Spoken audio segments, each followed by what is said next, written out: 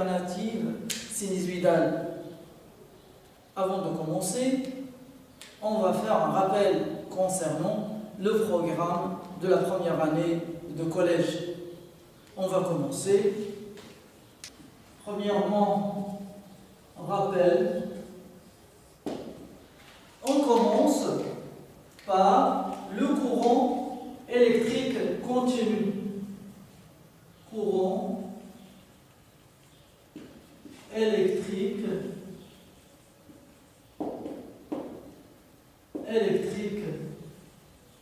continu. Donc, 1.1, définition. La définition du courant électrique continu.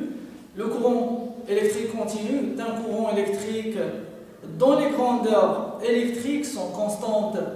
Par exemple, une pile plate, la tension au bord de la pile plate vaut 4,5.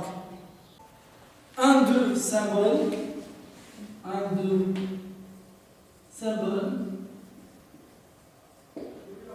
Donc on symbolise un courant électrique continu par CC ou DC. CC ou D. On passe à un deuxième point, la tension 2. Tension 2.1. Définition.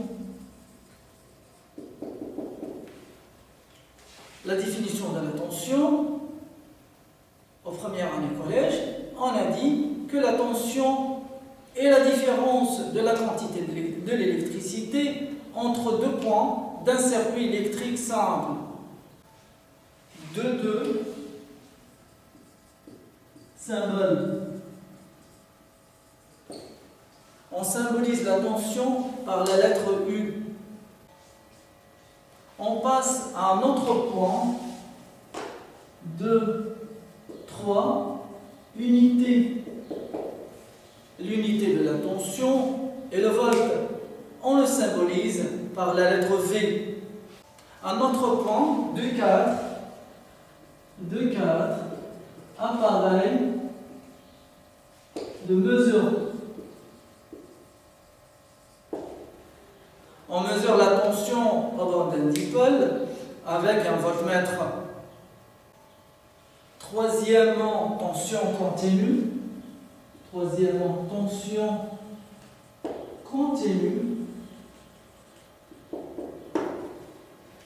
2.1, 3.1, définition.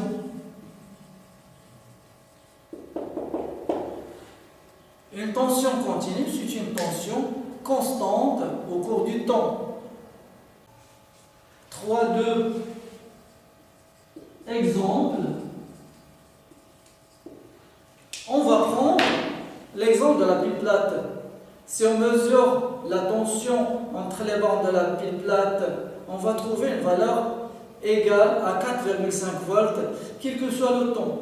Si vous mesurez la tension le matin, vous allez trouver 4,5 volts. Si vous mesurez la tension l'après-midi, vous allez trouver 4,5 volts. Donc on parle d'une tension constante.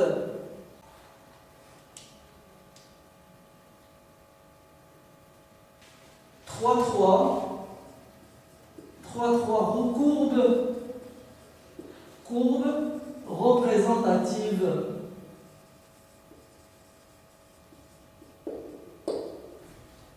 Donc on trace deux axes. Voilà l'axe des abscisses qui porte les valeurs du temps, et voilà l'axe des ordonnées qui porte les valeurs de la tension. Donc on a dit que la tension au bord de la pile plate est égale à 4,5. C'est ça? Quel que soit le temps. Donc la courbe représentative de la tension au bord de la pile plate, c'est une droite parallèle à l'axe des abscisses.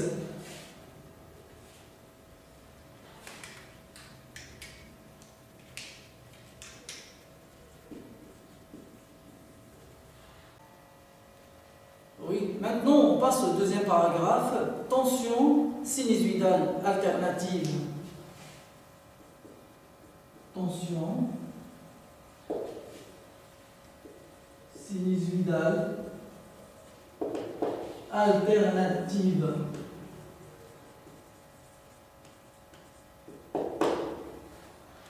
Premièrement, définition.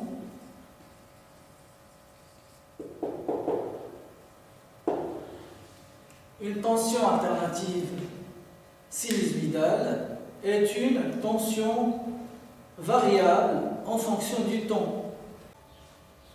Deuxièmement, exemple.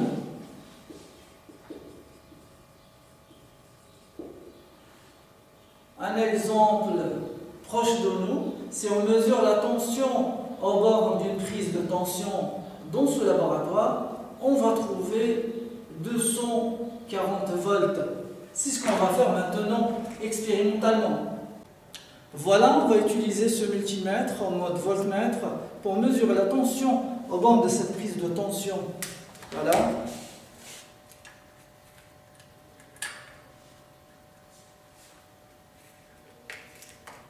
Voilà, sur l'écran est affiché 219 volts. C'est à peu près 220 volts.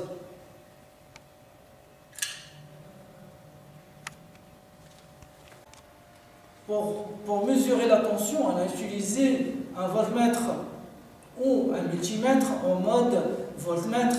Il y a un autre appareil pour mesurer la tension et même pour visualiser les variations de la tension en fonction du temps, puisqu'on parle d'une tension sinusvidale alternative. Cet appareil est l'oscilloscope. Donc, troisièmement, oscilloscope.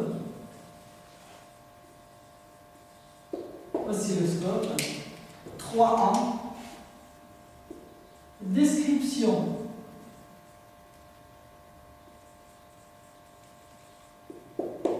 Description. Voilà devant vous l'appareil appelé oscilloscope. Ses composants sont l'écran, l'entrée, la sensibilité horizontale relative au temps, sensibilité verticale relative à la tension. Maintenant, on va faire une manipulation pour visualiser une tension à l'aide d'un oscilloscope. Donc, 3.2, manipulation.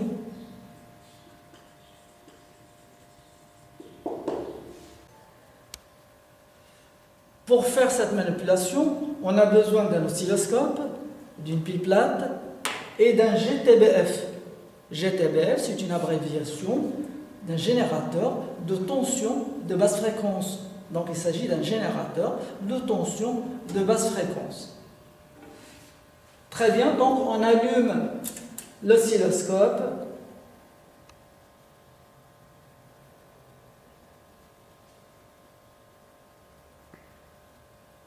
Voilà, on va obtenir un trait. On va le centrer. On va le centrer et puis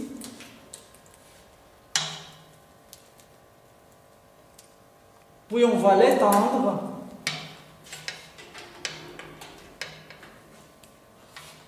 Puis on va brancher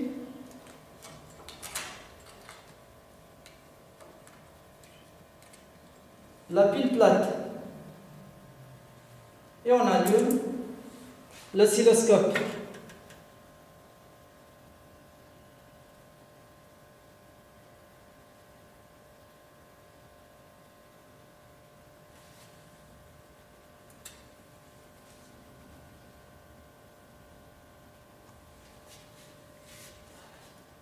Voilà, on va changer la sensibilité verticale. C'est comme le calibre concernant les voltmètres. Voilà la visualisation de la tension au bord de la pile plate. Il s'agit d'une droite parallèle à l'axe des abscisses, comme vous voyez au tableau. Maintenant, on va utiliser le GBF pour visualiser une tension alternative sinusoïdale. Voilà, on va raccorder l'oscilloscope au GTBF. On va allumer l'oscilloscope.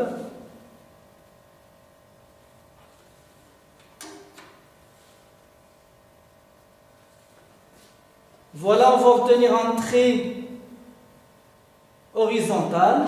On va le régler, on va le mettre au centre. Puis on va allumer le GBF.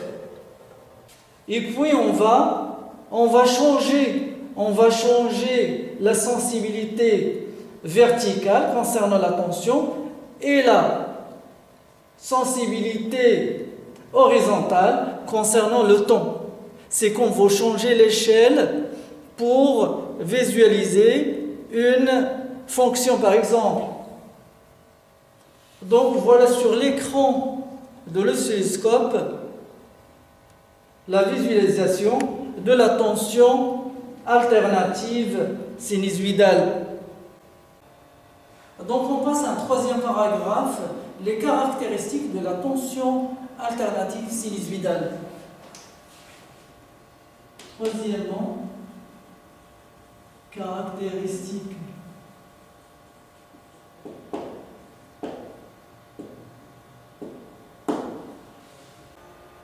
voilà une visualisation de la tension alternative sinusoïdale. On l'appelle oscillogramme.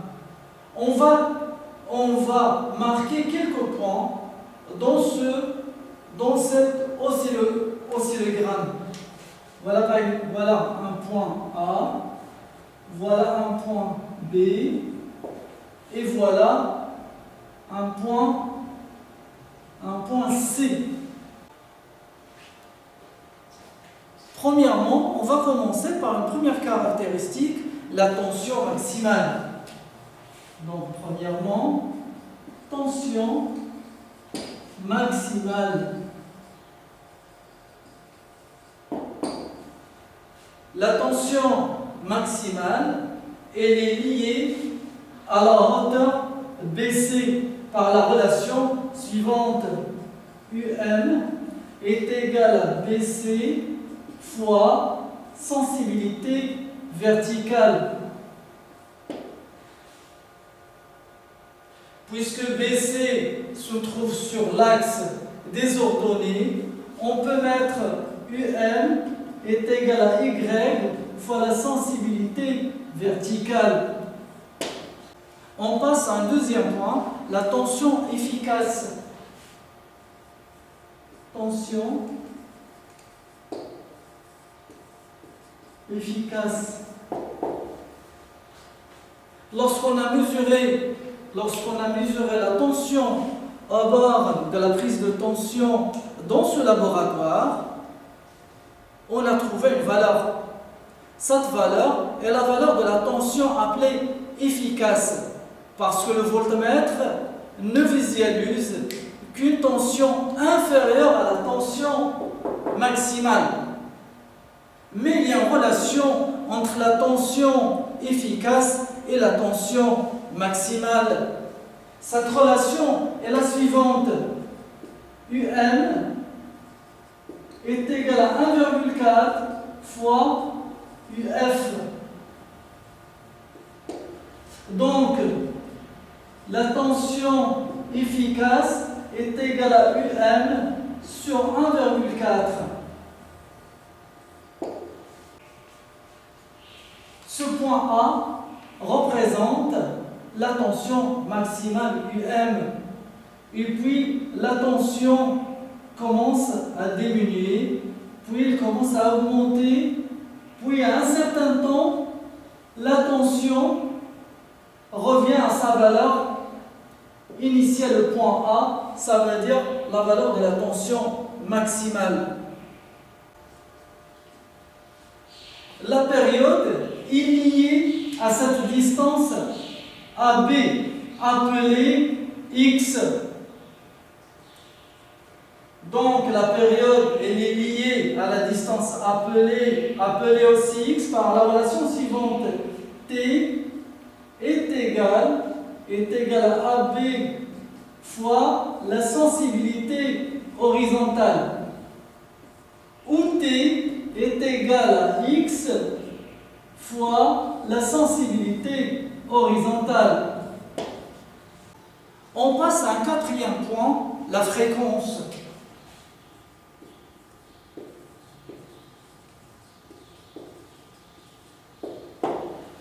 Par définition, la fréquence est le nombre de périodes par seconde. Mathématiquement, la fréquence est l'inverse mathématique de la période. Donc F est égal à 1 sur T. Donc on a dit que la fréquence est l'inverse mathématique de la période. La période se mesure en secondes. Donc la fréquence en secondes moins 1.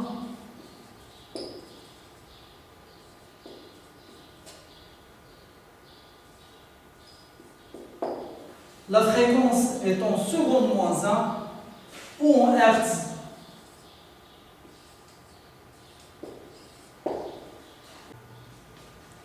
Donc on a dit que la période est en secondes, donc la fréquence en secondes moins 1 ou en hertz. Donc 1 hertz est égal à 1 seconde moins 1. 1 hertz est égal à 1 seconde moins 1. Merci de votre attention et au revoir.